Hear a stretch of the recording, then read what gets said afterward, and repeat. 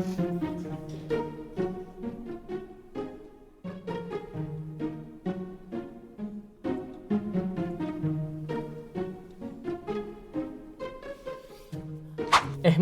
Ya, lagi sibuk apa? ngedit. Mau ngedit apa? Piala Ucis podcast itu Oh loh. alah. Mo, tahu ini nggak Mo?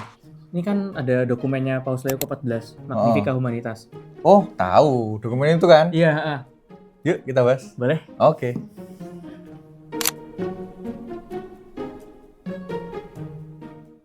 Oke. Halo Sobat Lucian semua. Gimana kabarnya? Semoga sehat selalu ya.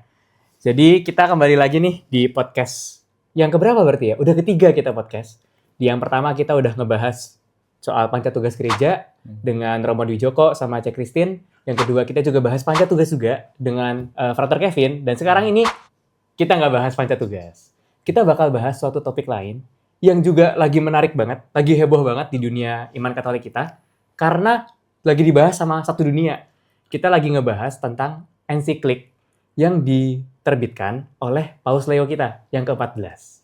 Tentunya ini menarik banget teman-teman, dan aku harap Sobat Lucian semua di sini juga penasaran sama apa sih isinya, karena judulnya adalah Magnifica Humanitas. Aneh ya, terdengarnya cukup aneh gitu. Apa sih, kenapa sih kita harus Magnifica Humanitas itu?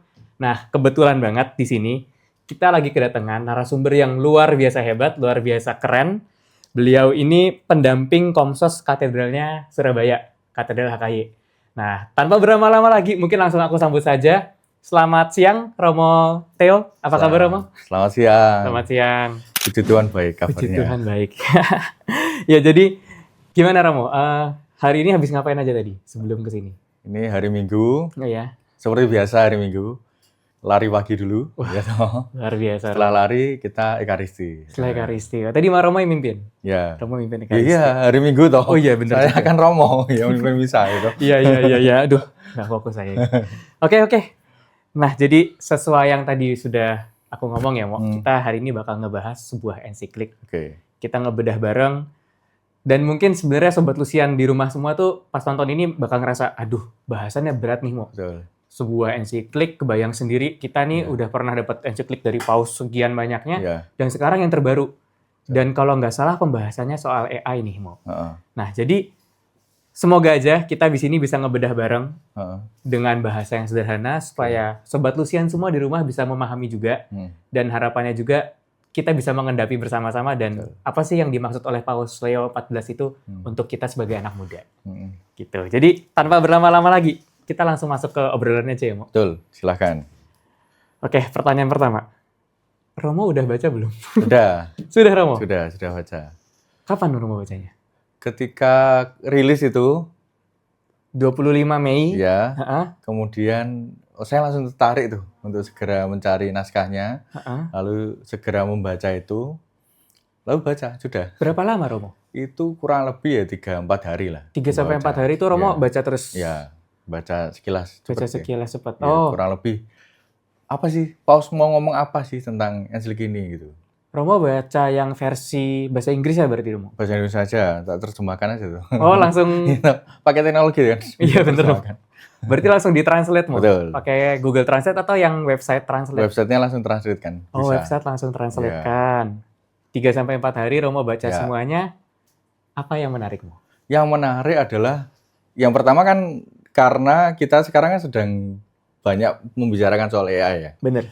Dan ketika itu Paus memunculkan ini ya. Dan banyak orang yang berkomentar, wah ini Paus memunculkan dokumen tentang AI gitu ya. Bener. Wah ini membuat saya kemudian penasaran nih, sebenarnya mau bicara apa Paus tentang AI ini gitu.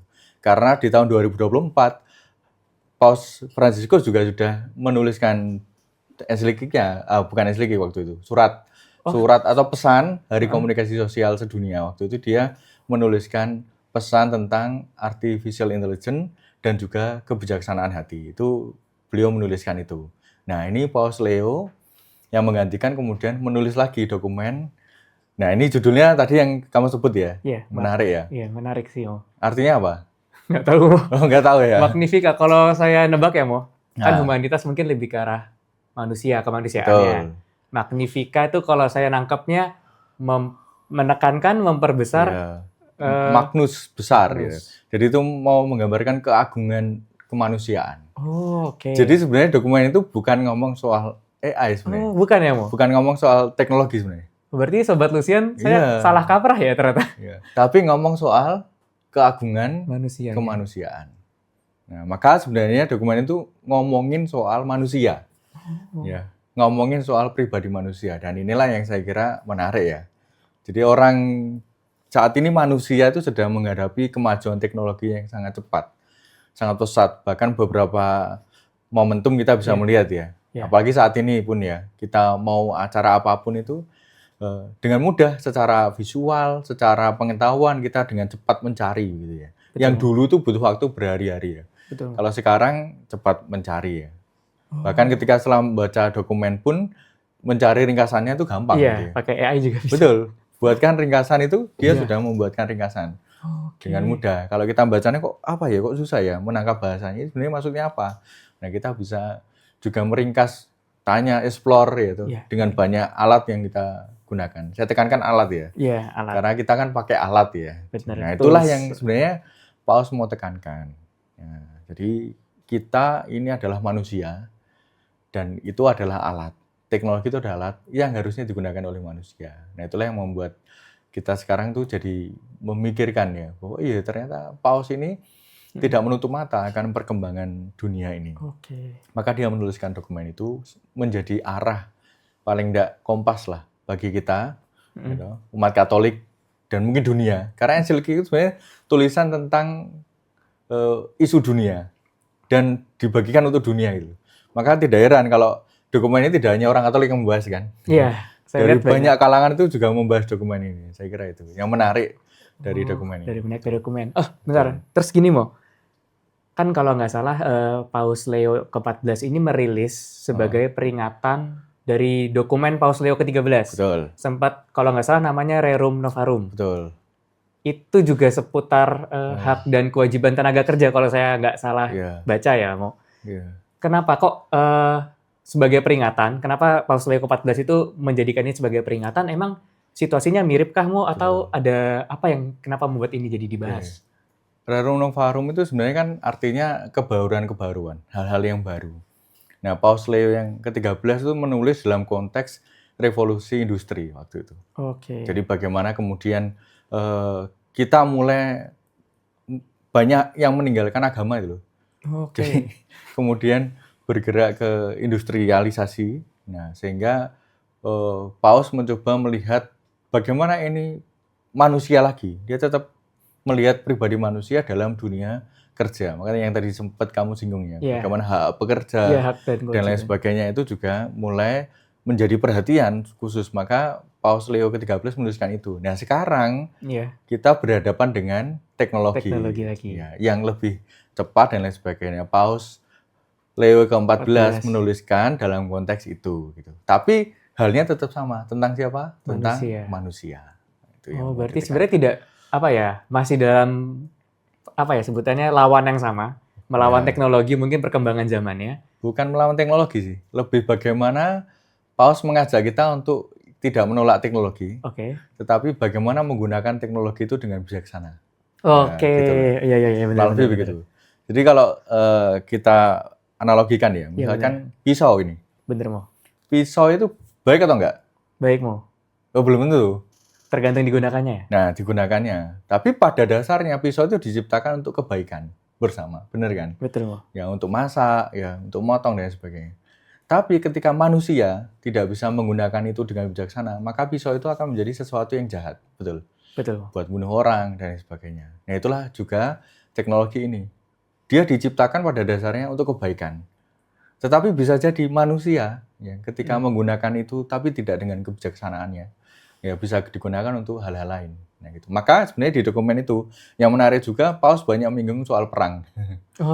Dan yang memang sekarang sedang banyak perang ya, Betul, banyak konflik di sana sini. Bahkan perang yang terakhir perang apa ya? Iran dengan sekutu-sekutu yang lain itu. Dengan sekitarnya itu. Itu kan juga isu atau fakta yang kita temukan di dunia ini gitu. Nah, maka Paus banyak menyinggung soal itu, soal peperangan juga. Karena teknologi ini mau nggak mau bisa menjadi alat untuk berperang juga. Maka Paus cukup mengecam penggunaan ini untuk hal-hal seperti itu. Bahkan dia juga mengecam perang ya. Mengecam perang tentunya, iya. Gitu. Berarti dokumen ensiklik ini tuh sebenarnya respon Paus terhadap situasi Betul. zaman itu dan sebenarnya mengembalikan lagi ke manusianya. Rerum Novarum maupun Magnifica Humanitas ini semuanya menekankan ke si kemanusiaan itu juga. Betul, ke manusia. Kemanusiaannya. Tentang kita. Tentang kita. Balik lagi semuanya tidak lepas dari manusia itu sendiri. Baik. Pertanyaan selanjutnya ya, Mo. Oke. Ini saya menarik nih karena sebenarnya saya belum baca ya Sobat Lucian. Saya belum baca secara full, tapi saya udah baca ringkasan. Betul. Dan kalau nggak salah di situ tuh ada banyak ngebahas soal analogi dengan Alkitab. Jadi mengambil Babel dan Nehemia. Bener Mo. Nah itu kenapa kok? Setahu saya Babel itu menara. Ya, betul. Di kisah Alkitab itu menara. Kemudian yang Nehemia itu benteng. Kalau nggak salah benteng Yerusalem, benteng Yerusalem. Boleh nggak mau diceritain di Alkitab itu sebenarnya kisahnya apa dan kenapa kok dibawa sama Paus Leo ke-14 ke dalam ensikliknya ini? Oke, jadi sebenarnya kisah Menara Babel itu kan menggambarkan bagaimana manusia itu pengen mencapai langit gitu tuh. Iya, membangun setinggi mungkin. Membangun setinggi mungkin, tapi kemudian kan akhirnya hancur berantakan. Benar, Mo. Mengatakan bahwa ya kesombongan manusia, ambisi-ambisi manusia itu juga bisa membawa dia kepada kehancuran. Gitu. Nah, berbeda halnya dengan Nehemia. Nehemia itu seorang pejabat. Ketika dia balik ke Yerusalem, lihat kok Yerusalemnya berantakan gitu ya, hancur gitu loh.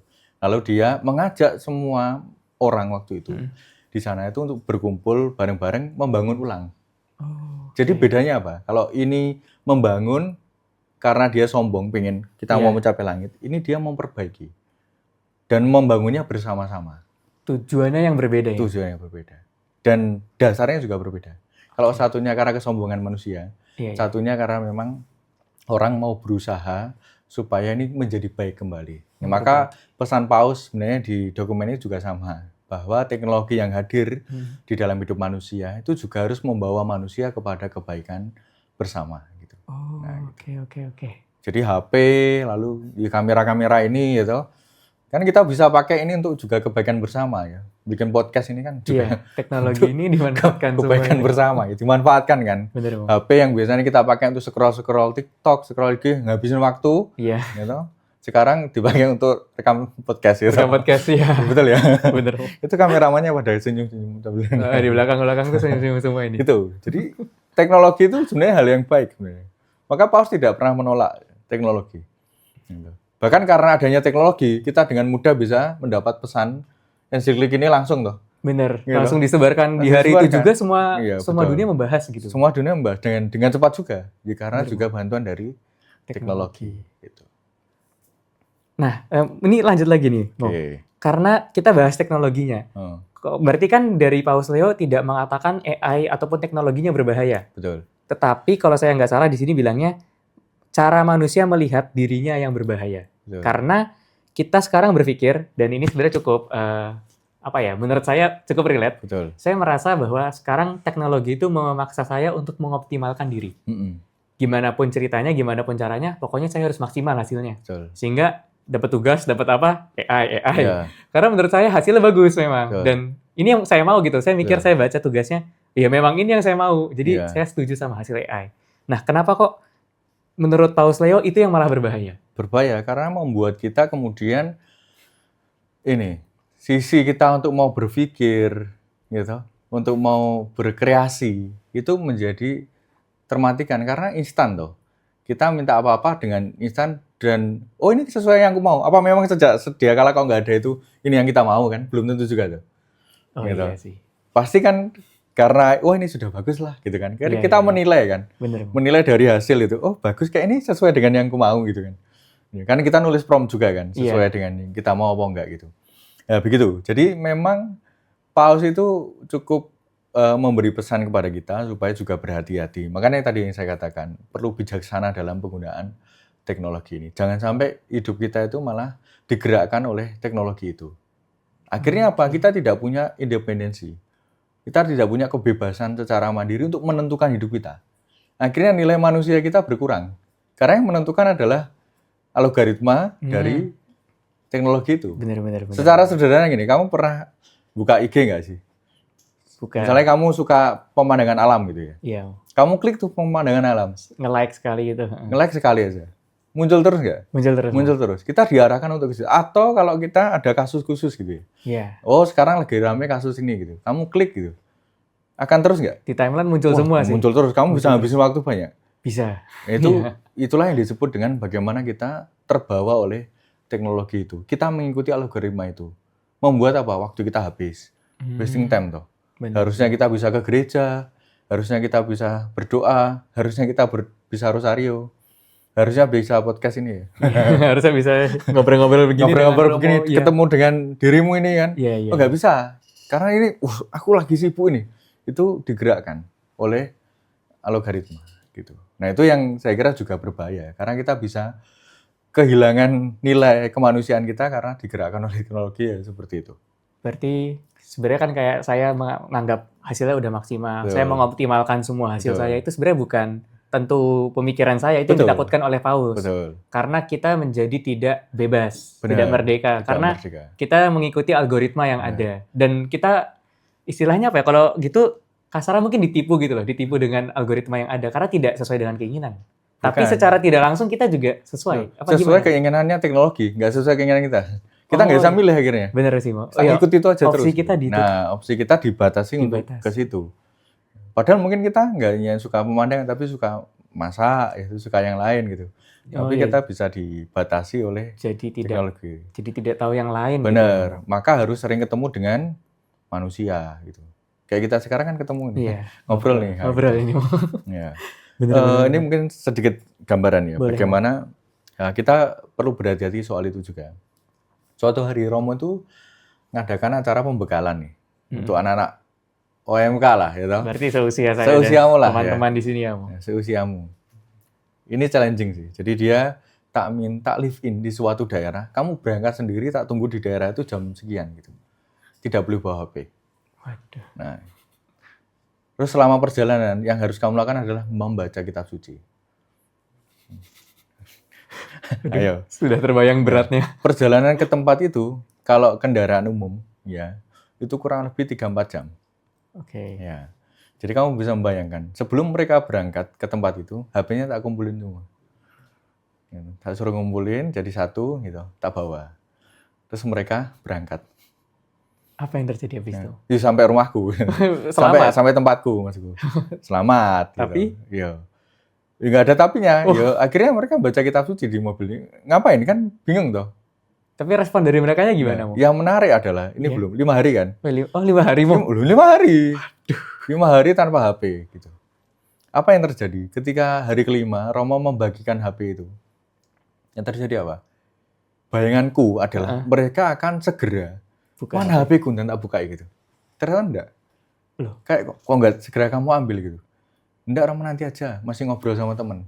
Oh. Jadi ternyata mereka selama 5 hari itu kemudian refleksi akhirnya adalah, oh ternyata kamu dulu kalau bercanda itu ternyata lucu ya, gitu. Tapi waktu itu aku nggak ketawa, aku nggak notice kamu tuh bercanda gitu. Tapi ketika kita ketemu tanpa HP itu, kok kamu lucu ya, kita bisa ngobrol gitu. Dan yang menarik ketika selesai acara itu, mereka tuh peluk-pelukan gitu loh.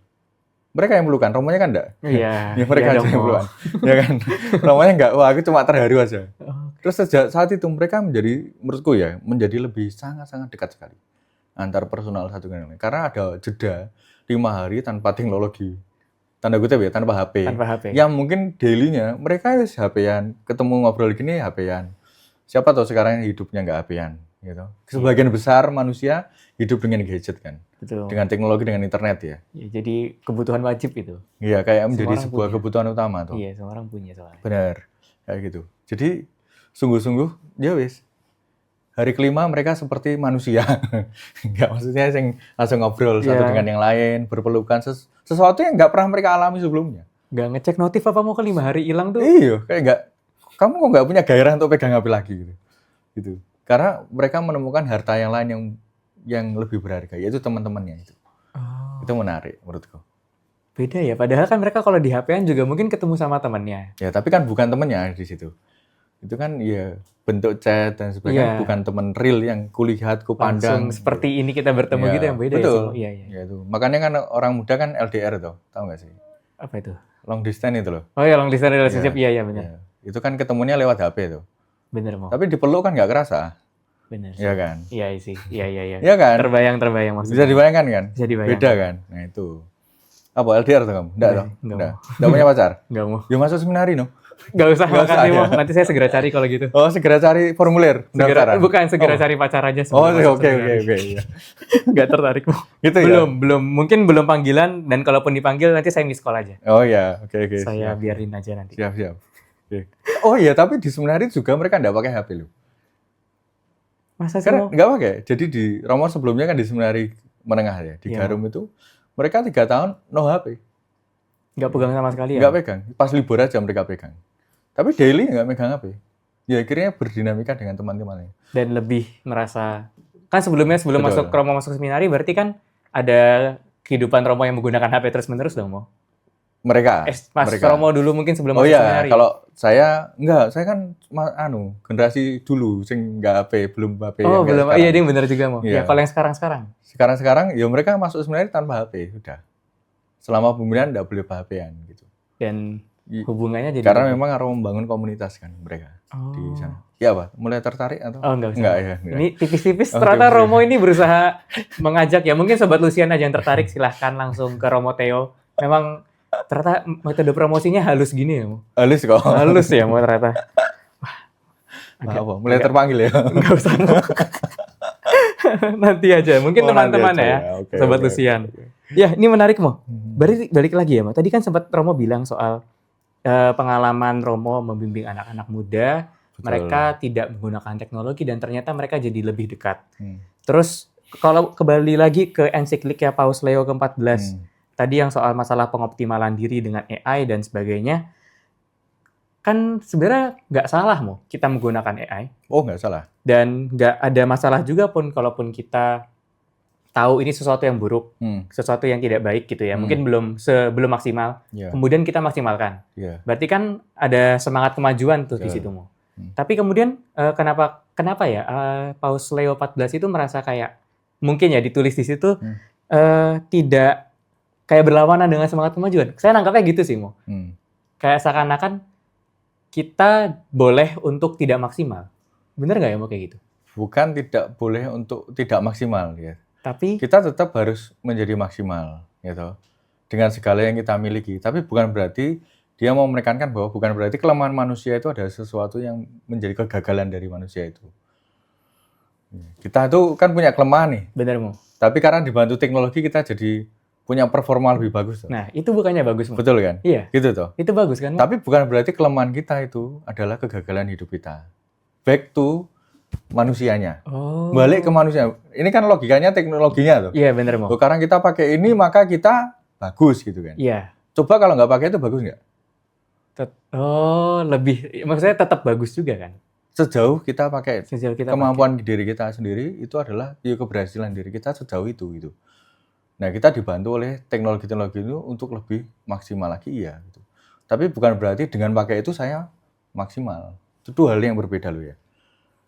Jadi nilaiku adalah ya karena aku memakai ini, bukan karena aku punya ini maka aku jadi maksimal. Gitu. Maka yang dimaksud oleh Paus Leo adalah ya mau pakai teknologi ataupun tidak, tetap kita nilainya sudah bagus, sudah bagus. Kalau mau dimaksimalkan pakai teknologi ya nggak apa-apa. Iya. Kalaupun kita mengusahakan sendiri juga tidak bisa mengatakan itu gagal. Betul. Berarti bukan suatu kegagalan, tapi suatu usaha kita yang ya tetap dihargai juga gitu ya. Nah, maka itulah gambaran dari Tuhan Yesus Kristus.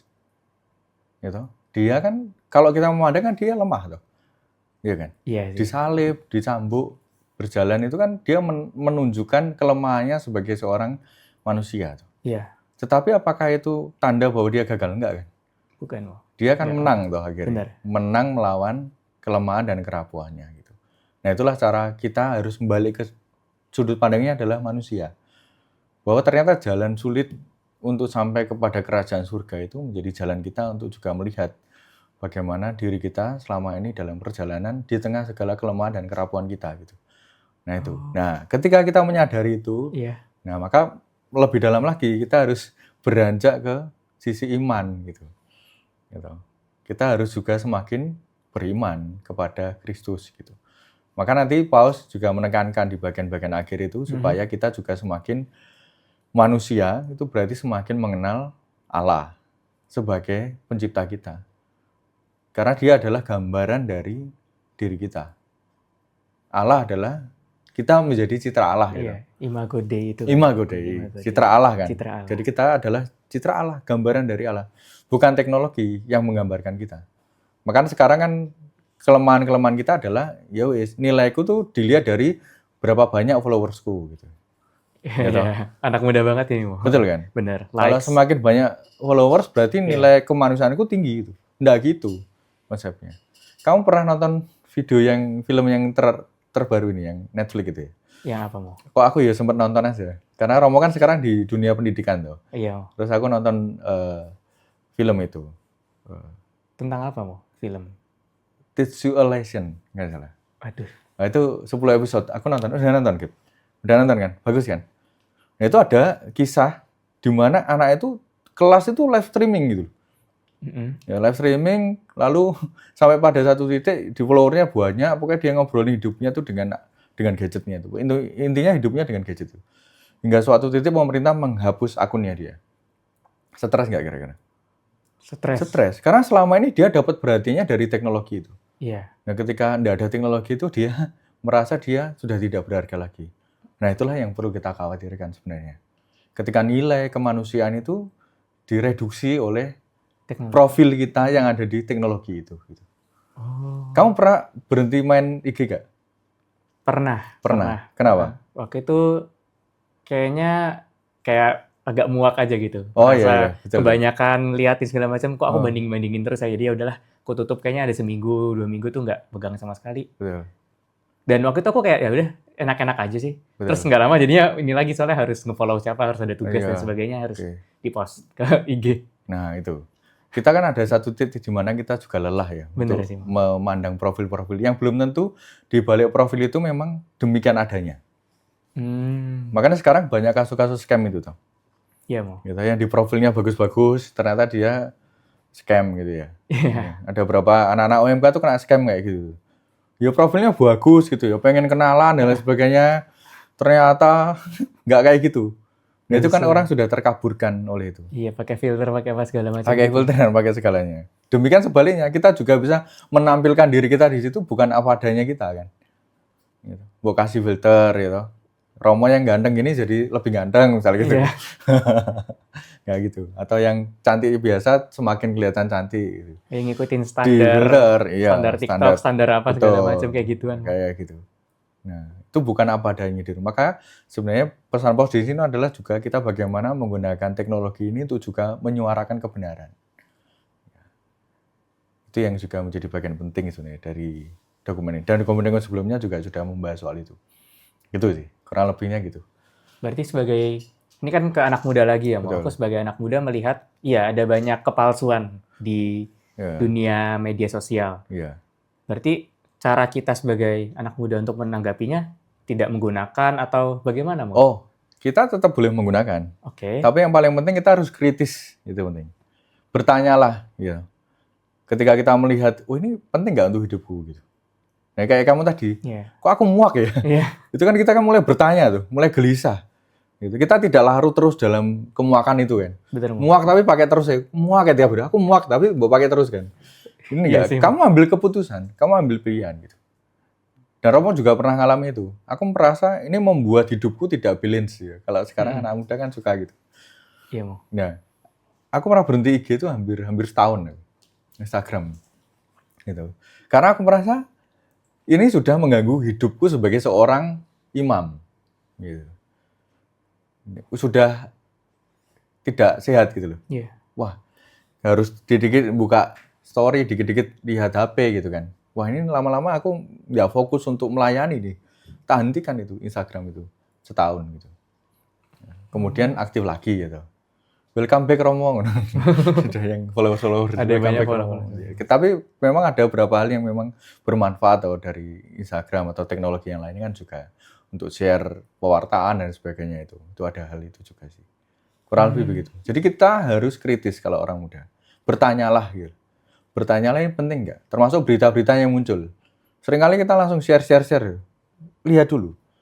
Ya, ini nanti merusak hubunganku dengan sesamaku atau enggak gitu. Postingan ini tuh bagus apa enggak ya? ketika aku bikin story misalkan. Kayak gitu. Sekalipun kalau itu menyuarakan kebenaran, Nah, kebenaran itu benar atau enggak? memastikannya harus kritis. Itulah yang harus Oh, kritis. Saya kira begitu. Ada banyak kasus, sekarang kan hoax itu kan. Iya, hoax Ya, banyak. ada banyak kasus yang orang sudah termakan gitu loh, padahal belum tuntas itu. Ya, Iya, belum banyak tau. banyak sih, Mak. Sebenarnya kita share-share aja, loh nggak gitu ternyata kebenarannya misalnya gitu. Itu kan banyak kasus-kasus yang kayak gitu terjadi gitu. Oke, mau berarti sebenarnya Magnifica Humanitas ini mengembalikan lagi ke manusianya. Hakikat sebagai seorang manusia. Hakikat sebagai seorang Maka manusia. judulnya kan keagungan manusia. Manusia.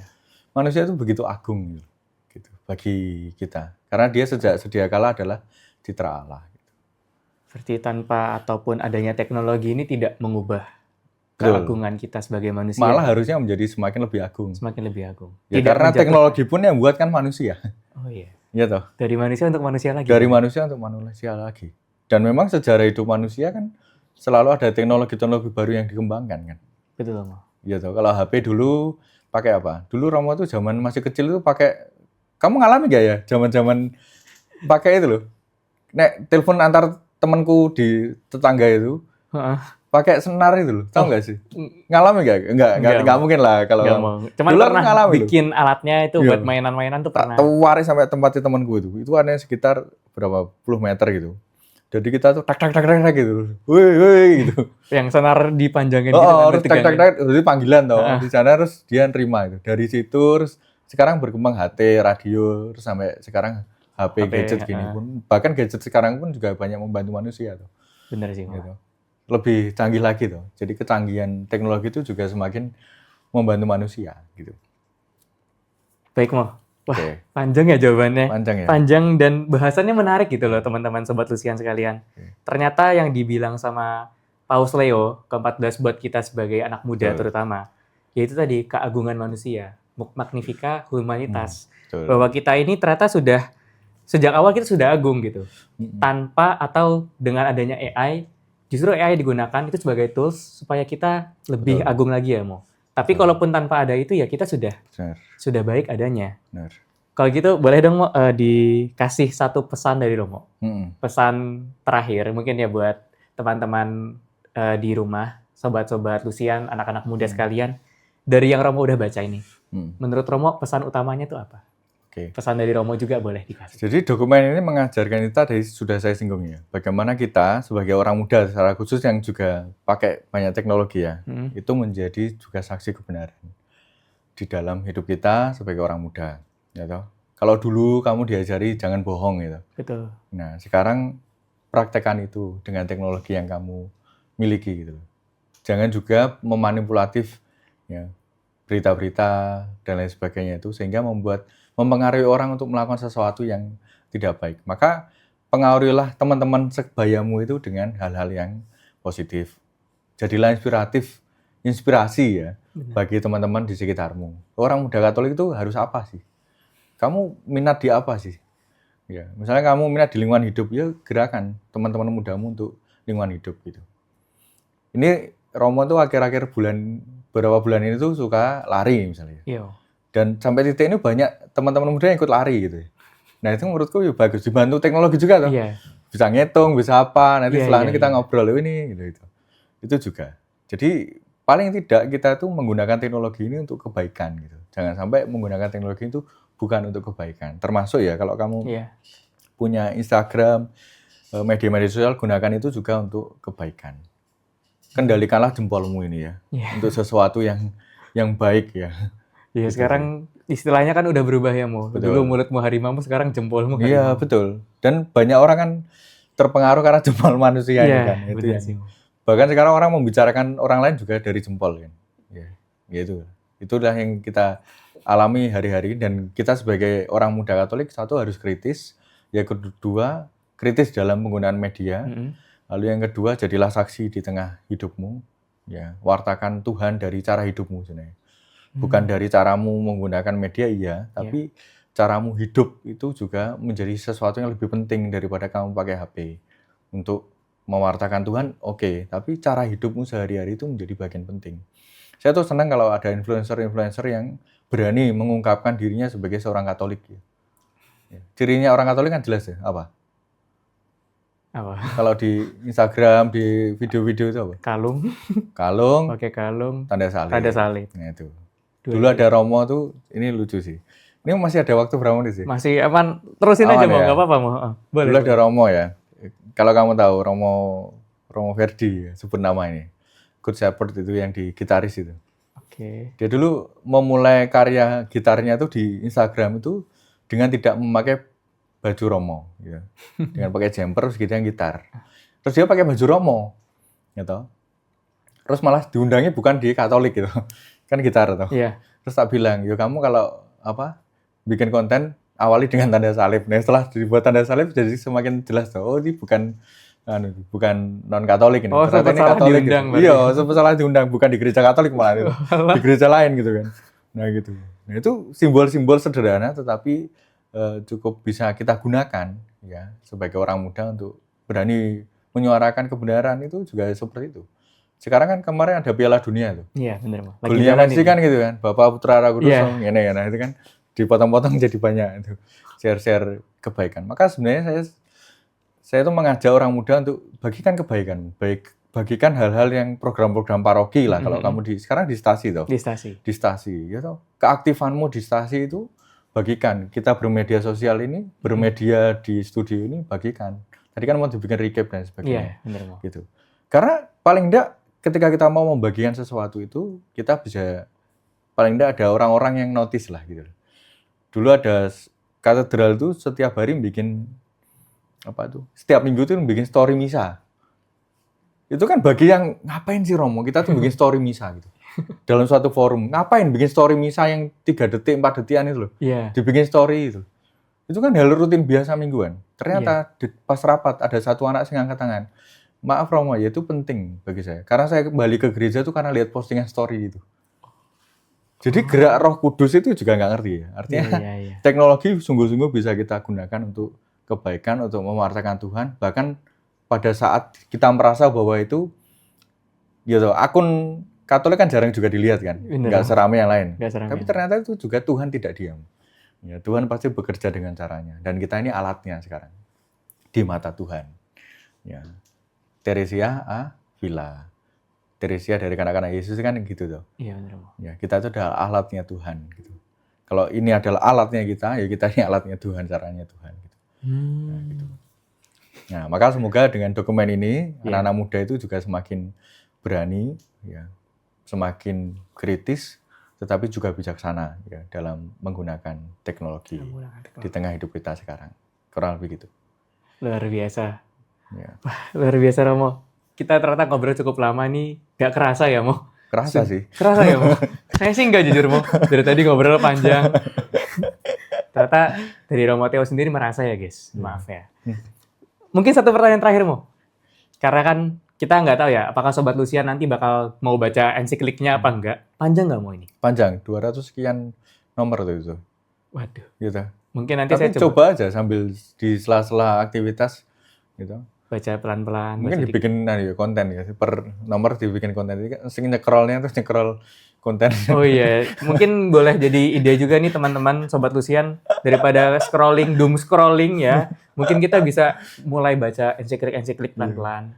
Semoga menarik ya buat teman-teman Sobat Lucian. Bisa. Mungkin nih buat Romo tersendiri kan, dari tadi kita bahasnya menurut Romo terhadap dokumen. Dari Romo sendiri sekarang, setelah selesai membaca, apa refleksi utamanya Romo sama apa yang Romo ubah dari hidup Romo? Kan Romo ini kan tadi pendamping Komsos ya. Betul. Berarti kan banyak berdekatan dengan teknologi, dengan AI dan sebagainya, pasti ada yang bersinggungannya. Nah, dari Romo sendiri apa yang jadi refleksi utama dan apa yang Romo ubah di hidup Romo dari setelah membaca itu? Betul. Yang pertama kita harus memahami manusia. Bukan memahami teknologinya, bro. Memahami manusia dengan segala macam keanekaragaman jenis manusia, gitu.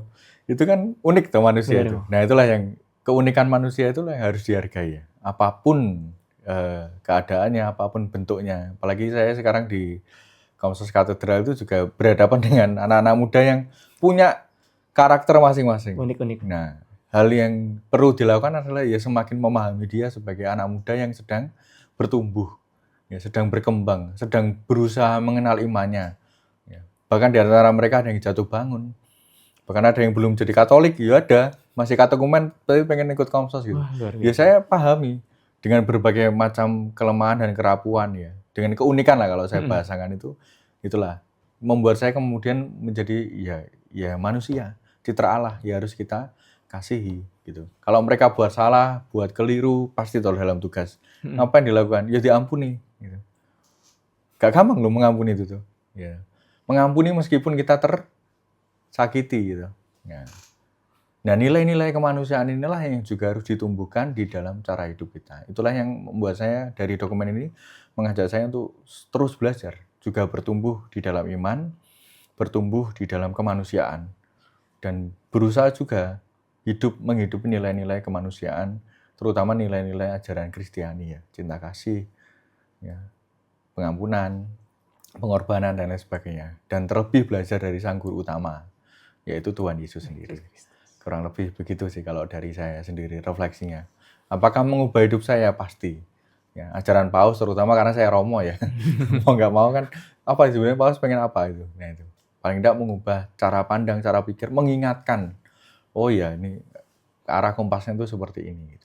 Kurang lebih begitu. Baik. Wah, luar biasa Romo. Romo Theo, kita sudah bincang-bincang dari tadi, dari awal sampai akhir ini. Cukup banyak catatan saya. Okay. Terima kasih banyak, Mo. Sudah berakhir ini? Sudah, Mo. Sudah cukup. Kayaknya nggak mau berakhir ya. Romo masih mau lanjut. Kalau Sobat Lucian juga masih mau lanjut, boleh loh. Kita akan mengundang Romo Theo dengan mungkin topik lain, Mo. Bersedia hadir mungkin? Oh. Ya, nanti kita akan janjian ya. Misalkan dari Sobat Lucian sekalian, mau request kita ketemu sama Romo siapa, bahas apa, langsung aja bisa komen di YouTube ataupun di Instagram kita. Dan ya, sudah cukup banyak yang kita obrolkan ya, Mo. Semoga apa yang sudah kita bahas dari tadi ini kena ke teman-teman. Dan sobat-sobat Lucian di rumah nanti tuh bisa, mungkin mau baca ensikliknya boleh, boleh. Mau nge-scroll di IG-nya Romo. Nggak ada. Oh, mungkin dia di Katolik Media atau apa yang kemarin. Karena kemarin kita habis ngebacanya, kita ngundang Romo bahas AI ini setelah podcast dengan Frater Kevin. Oh gitu. Kemarin bahas soal Katolik Media. Kalau nggak salah Frater juga cukup aktif tuh bikin konten-konten Katolik. Diramaikan aja, menjadi saksi kebenaran, saksi Yesus Kristus di tengah-tengah kita. Sehingga teman-teman semua, Sobat Lucian, kembali lagi, jangan sampai kita hilang, jangan sampai kita tersesat.